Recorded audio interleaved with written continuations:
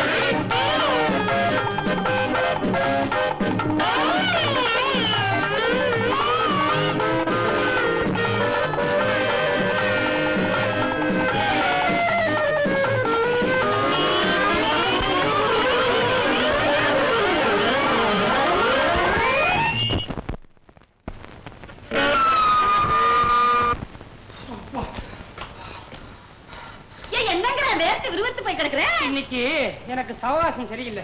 என்னைக்குதான் சரியா இருந்தது? முனிமா, நான் வச்சுட்டு போன பாலை நீ குடிக்கலையா? இவர் தாலி கட்டின புருஷன், இவர் வச்சுட்டு போறதுல நாங்க ஆசையோட சாப்பிடணும். நீங்க பாரு, நாய் கூத்திட்டேன். நாயக்கா? அதான் நான் என்ன அப்படி துரத்தி காதல் பண்ணிருக்குது. என்ன வளர்ற முனிமா? நான் உனக்கு பால்ல வச்சு மருந்து கலந்தேன். மருந்து வேற வைக்க ஆரம்பிச்சிட்டியா?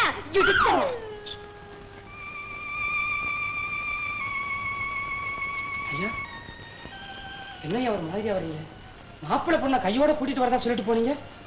அவங்க நம்ம வீட்டோட இருக்க விரும்பல. குப்பு, நம்ம நினைச்சது நடக்கலடா. ஐயோ, என்னங்க இது? இப்ப என்னங்க பண்றது? ஒரு வழி இருக்கு. என்னங்க? ஒரு நாடகம் ஆடணும். நாடகமா?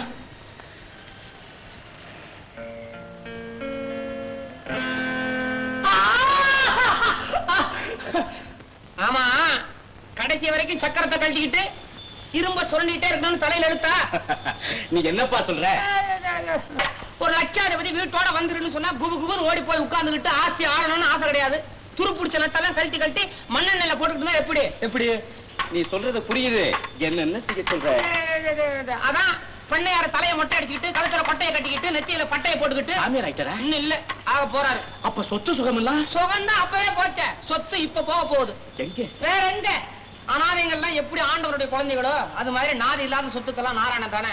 அப்படின்னா சொத்து எல்லாத்தையும் கோயில் கழுவி வைக்க போறாரு. ஐயோ, அப்ப மாறுது கதி? ஏன், தம்பி தான் இருக்கிறாரு. அவர் தானே அந்த பொண்ணுக்கு சொத்து சுகம் சொர்க்கம் எல்லாமே. திடீர்னு முடிவுக்கு காரணம் என்ன? நீங்க தான். ஒரு மனுஷனுடைய மனசை இப்படியா புண்படுத்துறது? பொண்ணை கூப்பிட்டாரு, வரமாட்டேன் அடிச்சு. என்ன கூப்பிட்டாரு, போனேன். போய் வக்கீல கூப்பிடுறாரு. பத்திரத்துல என்ன எழுத போறாருன்னு பயந்து அங்க போகாம இங்க வந்திருக்கிறேன். இப்ப என்ன செய்யறது? பாருங்க, முதல் வாட்டி நான் சொன்னபடி கேட்டீங்கல்ல, ஜெயிச்சீங்க. இந்த வாட்டி ஜெயிக்கணுமா?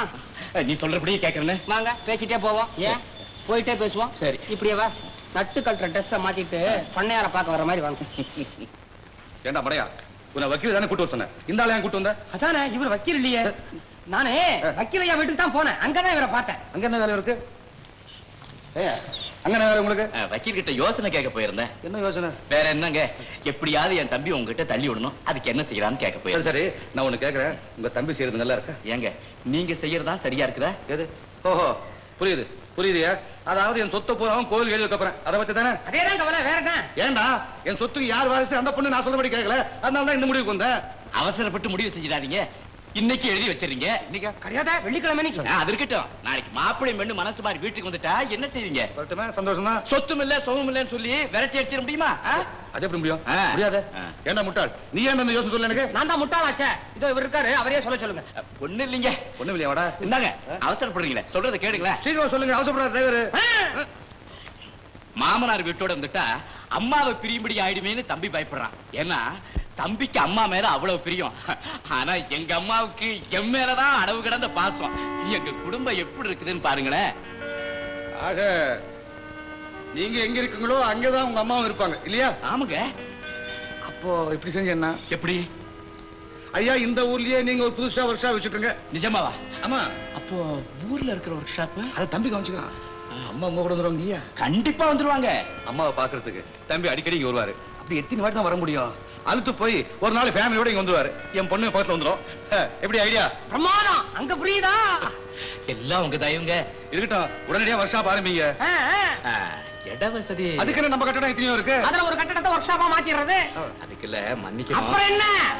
பணம். ஐயோ இங்க தேங்கி கிடக்கிற பணம்ங்கிற டேம்ல ஒரு சின்ன ஷட்டர் அப்படி லேசா லிஃப்ட் பண்ணா போதும். பண பிரவாகம் உங்க பக்கம், உங்க பேர்ல ஒர்க் ஷாப். எப்படி? சரி, ஒர்க் ஷாப் ஆரம்பிக்கிறதுக்கு இப்ப என்ன பணம் தேவை?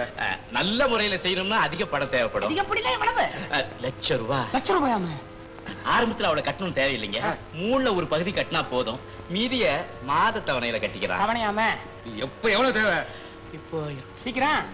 35 ரூபாய். அவ்வளவுதானே, கொண்டாடுங்க. இப்படி நம்ம செல்வாக்கு. நான் ஒரு குரல் கொடுத்தனா போதும், எங்க முதலாளி ஓடி வருவார். வந்தேன்.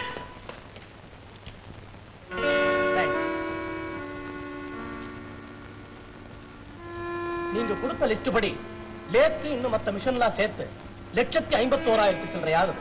அப்படிங்களா? நான் லட்சம் ரூபாய்ல கணக்கு போட்டேன். பரவாயில்ல. இப்ப 3ல ஒரு பங்கு 50,000 கட்டணும். இதுல எவ்வளவு இருக்கு? 35,000 ரூபாய் இருக்கு. இருக்கட்டும். மீதி 15,000 கொண்டாந்து கட்டிட்டு டெலிவரி எடுத்துங்க. நல்லதுங்க, நான் வரேன்.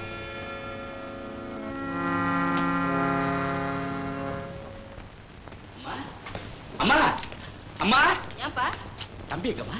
அவங்க புருஷன் பொண்டாட்டியும் கோயிலுக்கு போயிருக்காங்க. ஆமா, நீ ஏன்டா எவ்வளவு நேரம் கழிச்சு வர்ற? அம்மா, நானும் ஒரு வேலையாத்தான் போயிருந்தேன். ஐயா சோலையூர்ல பெரிய திட்டத்துல புதுசா ஒரு ஒர்க் ஷாப் திறக்க போறாரு. என்னது? புது ஒர்க் ஷாப்பா? அதுக்கு பணம் பண்ணையார் கொடுத்தாரு. நம்ம சம்பந்தியா? ஆமாம்மா. எவ்வளவு? 100-200 இல்ல, ரூபா 35,000மா. 35,000. அத நீ கை நீட்டி வாங்குனியா? ஆமா, வாங்கி மிஷினுக்காக கம்பெனியில கொடுத்துட்டாமா வரேன். பணா துப்பு கிட்டவனே. கொண்டாங்க கொடுத்தாங்கிட்ட போய் கை நீட்டி பணம் வாங்குறதுக்கு உனக்கு எப்படா மனசு வந்துச்சு? நானும் காட்டி இதை தாங்கிக்கிட்டு நிக்கிறேன். உங்க அப்பா மட்டும் அப்ப சாகாம இருந்திருந்தா இப்பதாண்டா செத்துருப்பாரு. ஏங்க, ஊர் உலகம் என்ன சொல்லும்? சம்பந்தி வீட்டார் பணத்துல சடுகுடு ஆடுறோம்னு கேவலமா பேச மாட்டாங்க. முடிஞ்சதா? இங்க கொஞ்சம் கவனிங்க. மாப்பிளையும் பொண்ணு போகாத கோவத்துல சம்பந்தியா சொத்து புறாவும் கோயில் பேர்ல எழுதி வைக்கிறதா இருந்தாரு. நல்ல வேளை அந்த சமயம் நான் போய் சேர்ந்தேன். கோயில் பேர்ல எழுதி வைக்கிறாரு, இல்ல குளத்துலதான் அள்ளி கொட்டுறாரு. நமக்கு என்னங்க? நமக்கு மானம் தானே பெருசு.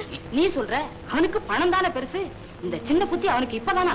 சின்ன வயசுல இருந்தே உண்டு. சும்மா இருமா. மாமியார் மருமகள் மாத்தி மாத்தி பிடிக்கிறீங்க. அந்த மனுஷன் மகளை பிரிஞ்ச ஏக்கத்துல தவியா தவிக்கிறாரு. நாளைக்கு அவர் உயிருக்கு ஏதாவது ஆபத்துனா அந்த பழிவா நம்ம தானே சேரும். அதனாலதான் நான் பயந்து இப்படி ஒரு ஏற்பாடு பண்ணேன். ஆமா, அதுக்கும் புதுசா ஒர்க் ஷாப் ஆரம்பிக்கிறதுக்கும் என்னப்பா சம்பந்தம்? அப்படி கேடு. அம்மா, ஒர்க் ஷாப் ஆரம்பிச்சு நீ, நான், கௌரி 3 பேரும் சோரையூர்ல இருப்போம். உன்னை பாக்குறதுக்கு தம்பி அடிக்கடி வருவான். அப்படியே கொஞ்சம் கொஞ்சமா மனசை மாத்தி மாமனார் வீட்டோட இருக்க முடியாது செஞ்சுட்டா அண்ணாருடைய உயிரை காப்பாத்தின பெருமை நமக்கு கிடைக்கும் இல்லையா? எப்படி? ஆமா சார், நல்ல ஏற்பாடுதான்.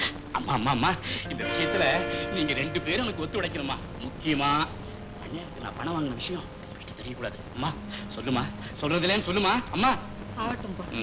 இதுக்கு உன் தம்பி சம்மதிப்பானா? அத்தே, இவருதான் உங்க பேச்ச கேட்க மாட்டார். நீங்க எதை சொன்னாலும் தம்பி கேட்கும். கவலைப்படாதீங்க. நீங்களே இப்படி செய்யலாமா? என்னடா சோலையூர்ல புதுசா தனியா ஒர்க் ஷாப் ஆரம்பிக்க போய்க்கலாமா? யார் வாட்டி சொன்னது? நீங்க போர்டு எழுத ஆர்டர் கொடுத்துருக்கீங்களா? அவன் தான் சொன்னான். இது உங்களுக்கு நல்லா இருக்கா? இந்த திட்டத்தை விட்டுருங்க.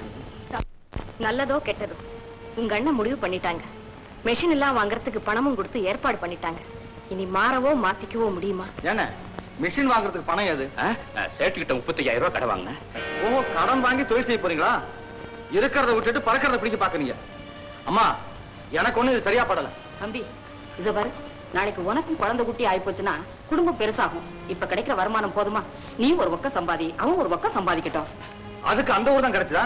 சுத்து வட்டாரத்திலேயே அது ஒண்ணுதான் பிஸியான டவுன். கார் போக்குவரத்து அதிகம். அதனால தான்டா. அது சரிங்க. நீங்க தனியா போய் அங்க இருந்துட்டு சாப்பாட்டுக்கு என்ன பண்ணுவீங்க? அவங்க மட்டும் இல்லைங்க, அத்தையும் நானும் கூடத்தான் இருக்க போறோம். அம்மாமா, மன்னிக்கணும் அத்தை. நான் இந்த வீட்டுக்குள்ள அடி எடுத்து வச்சு இன்னும் 1 மாசம் கூட ஆகல. அதுக்குள்ள நீங்க எல்லாம் வெளியே போயிட்டா புது மருமக வந்து புருஷனுக்கு சொல்லி கொடுத்து அம்மாவே அண்ணனையும் வீட்டை விட்டு வரட்டான்னு ஊரார் சொல்ல மாட்டாங்க? ஊர் 1000 சொல்லும். அதெல்லாம் கேட்டா நம்ம வாழ முடியாது. நமக்குள்ள தகராறு இருக்கா? இல்லையே. ஏம்மா, நீங்களும் இதுக்கு சமைச்சிட்டீங்களா? நல்ல காரியம் தானப்பா. முதல்ல புதுசா தொழில் தொடங்குறான். ஏதோ நானும் அவன் கூட இருக்கணும்னு ஆசைப்படுறான். அதனால என்ன? எனக்கு தெரியுமா, அவங்க மூத்த மகன் இருக்கிற இடத்துல தான் நீங்க இருப்பீங்க. ஏன்டா அப்படி சொல்ற? நான் நெஸ்மிக்கா போறேன். இத பக்கத்துலதான். நானும் வந்து உங்களை அடிக்கடி பாத்துக்குவேன். நீயும் வந்து என்னை பாத்துக்கலாம். சரி சரி, விடுங்க, முடிஞ்சு போச்சு. டேய் தம்பி, நான் புதுசா ஆரம்பிக்க போற ஒர்க் ஷாப்க்கு என்ன பேர் தெரியுமா? அம்மா பேர் தானே வச்சிருக்கீங்க? இல்ல, என் பேரை வச்சிருக்கிறேன். சோமு ஆட்டோமொபைல்.